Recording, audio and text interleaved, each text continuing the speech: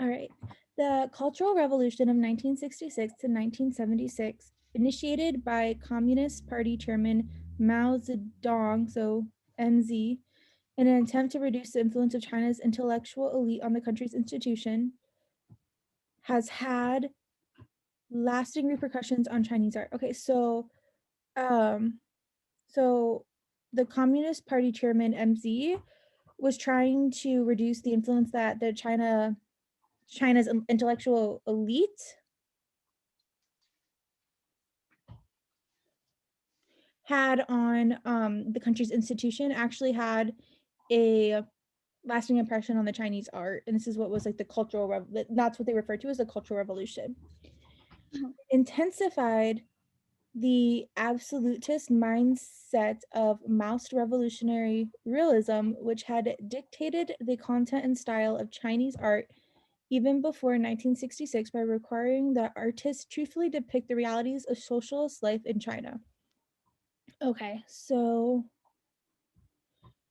this cultural revolution intensified the absolutist mindset of this revolution realism because it dictated the content and style of the Chinese art even before the 1990s. Okay, because it was having artists truthfully depict the realities of the socialist life in China, which probably makes sense why this person wanted to like remove like their influence because he didn't want them to be, truthfully depicted. Mhm. Interest in non-social, non-political subjects was strictly forbidden, and during the Cultural Revolution, which constituted truth, was entirely for revolutionary forces to decide. The only reality artists could portray was one that had been thoroughly colored and distorted by political ideology. No surprise there, right?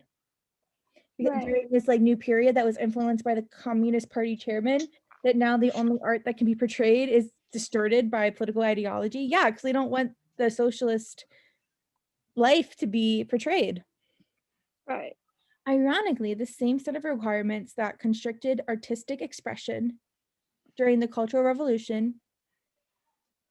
Okay, so what are those requirements what were the requirements that constricted that it has to, whatever those are, Be has the same opposite effect since many artistic movements have flourished in reaction to the monotony of revolutionary realism. So even though they're saying that you had to do this, is actually almost like, like sparked the other direction. One of these, the Scar movement of the 1980s, was superheaded by a group of intellectual painters who had been trained in Maoist art schools and then exiled to rural areas during the Cultural Revolution. So an example of like whenever you try to force something and it just actually goes the opposite way is the Scar art movement. In exile, these painters were, for perhaps the first time, confronted with the harsh realities of rural poverty and misery, aspects of life in China that their Mace mentors would probably have preferred they ignored. As a result of these experiences, they developed a radically new approach to realism. Instead of depicting the version of reality sanctioned by the government, the scar art painters chose to represent the scarred reality they had seen during their exile. So, by punishing them and sending them there, they actually ended up depicting this new thing that they otherwise would have ignored.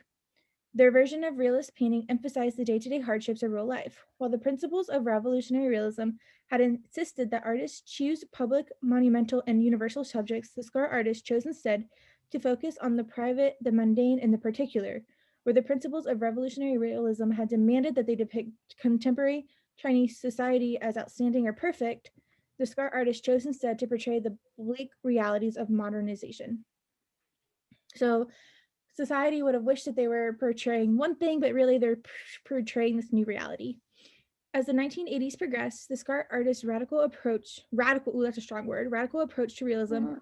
became increasingly co-opted for political purposes. Okay, so now like their approach actually is becoming used for like more political.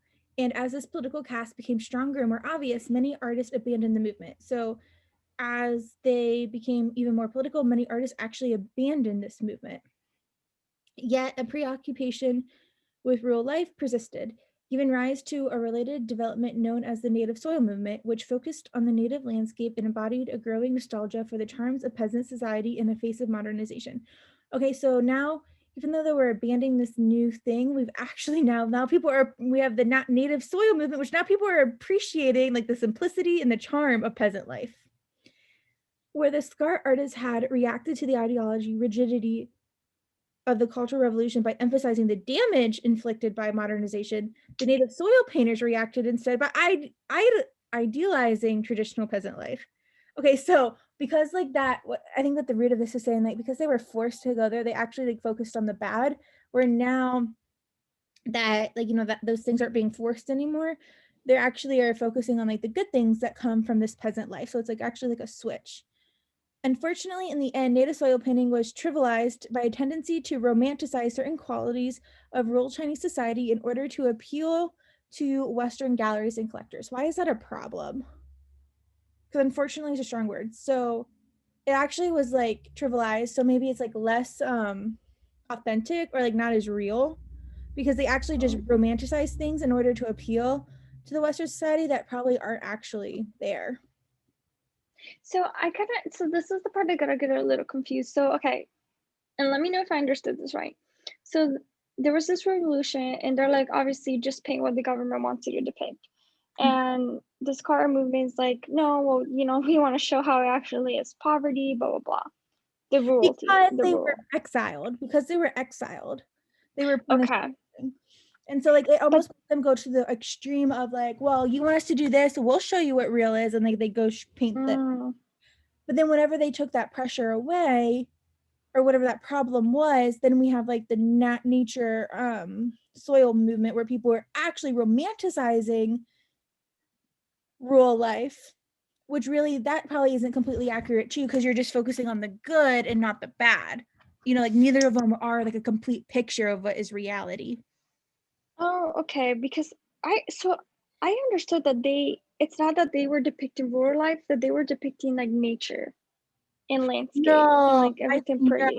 I think that they are because it says that they're idealizing traditional peasant life. So they're just like, so like instead they're like, so like sometimes when you look at pictures, it's like, oh, camping looks so peaceful and kind. Yeah. But then when you go there, it's like what you have to make your own food and there's mosquitoes and it rains. Like that's what Yeah. I'm imagining is like the difference between the two. Gotcha. Okay. Perfect. I got 8 and 9 wrong.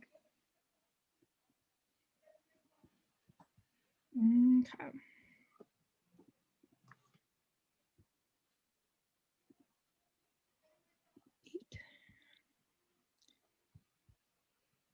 Which of the following statements about realism in Chinese art can most reasonably be formed from the passage? So, what do we know about realism art? So we know that, the one that's, supported by the revolution, I'm guessing, that they just want to depict whatever the government wants people to see. So they can't paint non-social, non-political. Those things were strictly forbidden. And yeah, so it was very like controlled by the government. That's what I understood.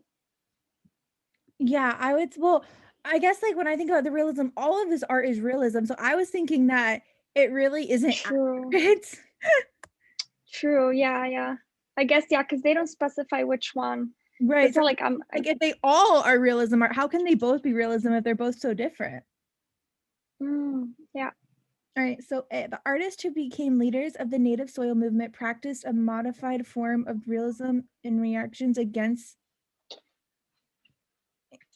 the style. No, we don't know. It's just not A. Did you pick A? No. Cool.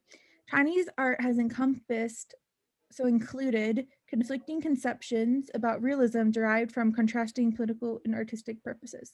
I like B so far because it's saying that like it includes like conflicting conceptions for like, yeah, like I would say that the scarred art and the nature, what's the other one called? Native soil movement have conflicting views. See, the goals of realism in Chinese art have been effectively furthered by scarred movement. And no, that is not the goals of realism in Chinese art, right? The goals of realism Right. in Chinese art is to like hide everything. D, until the development of the scar art movement, interest in rural life had been absent from the types of art that prevailed among Chinese realist painters. I don't think that's like, do we know that it wasn't an interest had it been, or maybe it just wasn't accurately depict. You know what I mean? Yeah, I picked D, but it was so strong. I don't even know, man. I don't know why I picked it.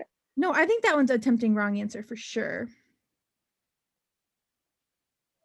But yeah, there's like no way to back that up because it doesn't tell us that before. There was no You interest. know, Like, yeah, to say that there was no interest. yeah, because like what they're talking about all Chinese Yeah, painter. but maybe there were other kinds of paintings or other movements that also were interested. But also, you could be interested in it and not be correct. Like maybe they had realism paintings and they did paint about real life, but that was like fakely painted then too. I don't know. So I would say no to D. And then E, unlike the art that was predominant during the Cultural Revolution, scar art was not a type of realist art. No, scar art was a type of realist art. So E. Is that pretty easy for you to see why B is the correct answer? Yeah, I think the reason I got this wrong is because I thought the question was talking about realism Chinese art, referring to the realism supported by the government, like the Communist Party. Oh. I didn't think of like they were all realism, and like you had a really good preface about there's 3 different ones that are all realism, but they have different notions of what they should be representing. So that's why Right. B makes sense. But I just, my mind went directly to the realist, the one supported by the revolution. But regardless, like I should have just, because these are like inference questions, in the end. And like when I do them in logical reasoning, I do really well. Because I'm just able now to eliminate. I just can't seem to transfer that same skill into RC because essentially it's kind of the same, right? You eliminate the ones that you can't prove. Passage.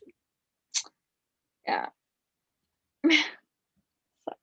But it's okay. I mean, but you're making at least progress though. At least it's the other. This was like a tender for sure. It's 20%. So okay, I also got 9 wrong.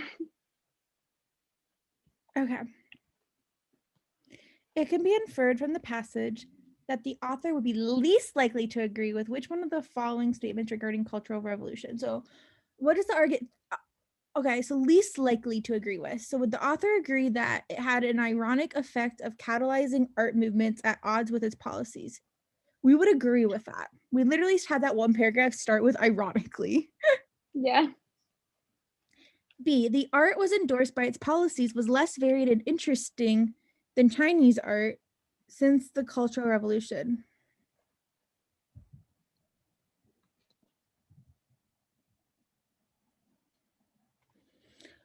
I think the author would agree with that one, but I don't think it's really necessarily proven, so I'm going to leave it open.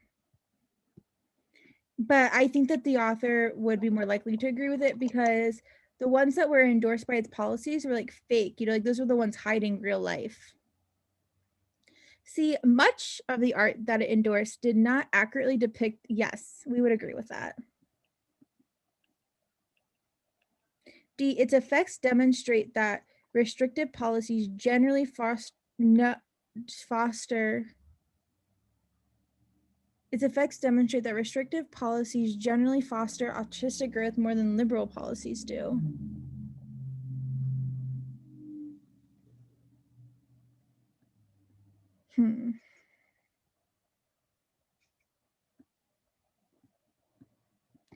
I don't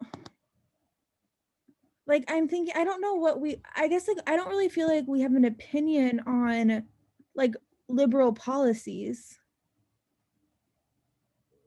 That was my thing too. It doesn't talk about liberal policies at all. Right. Okay. So E, its impact has continued to be felt in the Chinese world year after it ended. Yeah, that's correct. Okay. So what did you pick for this one? B. Or do you want me to figure out what I would pick before? Yeah.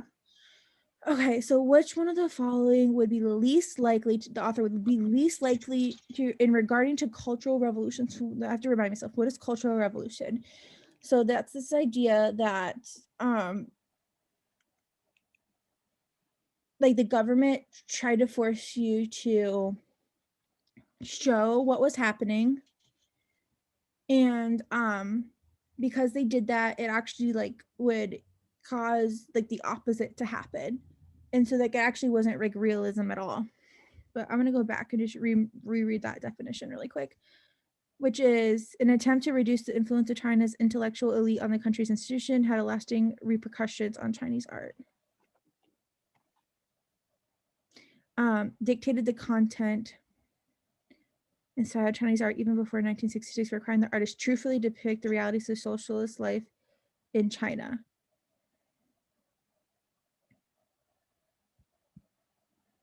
Okay. Okay, so the least likely to agree with. So the opposite of B would be that art was endorsed by its policies was more varied and interesting than art since the Cultural Revolution. Well, I feel like the opposite of B, the the opposite of B. Sorry, B, the art was endorsed by its policy. The art that was endorsed by its policies was less varied and interesting. So what if we said the art that was endorsed by policies was more varied and interesting than Chinese art since the Cultural Revolution? I think the author would agree with B because the author would definitely disagree with the opposite of B. Right? Okay, so the author would agree that the art that was endorsed by the Communist Party was less varied and interesting than Chinese art, yes, was less varied and interesting. So that it was, I'm just gonna put less interesting. But you know, like the thing is like, well, this question, I don't know. I haven't, let me get to D, but the reason that I might cross B off is because would the artist disagree with this statement? The art that was endorsed by its policies was more interesting than Chinese art since the Cultural Revolution. I guess not, because we don't know anything about before. Well, no, the Cultural Revolution, this is like what they're saying is like during the Cultural Revolution, was the art that was like fake, that was like the perfect world art more interesting, or was the ones that when people were exiled and painting the real pictures, which one was more interesting? Oh, the ones that were exiled. Right, so that's what this is saying. Oh, the art that were endorsed by yes, yeah. Oh, I see it. I don't know if I love D. I think I would be able to cross B off, but I don't, maybe D's not there. Let me see. Its effects. So Cultural Revolution's effects demonstrate that restrictive policies generally foster. Oh, that makes sense. Wait, would least likely to agree. Its effects demonstrate that restrictive policies generally foster artistic growth more than. Well, I guess what is artistic growth? Creation of new ideas, new techniques, like different Did we really variations. talk about that at all? I don't know. No. I'm gonna go with D, but I don't really know. I'm gonna be honest. I don't really know why we disagree with that. Yeah. I guess it's least likely to agree. So I guess like I yeah, there we go. I think that artists would be least likely to agree with D because I have no idea what we would think on that. I have no proof for that. Or the other ones I feel like I feel pretty confident that we would agree with. I guess because we don't know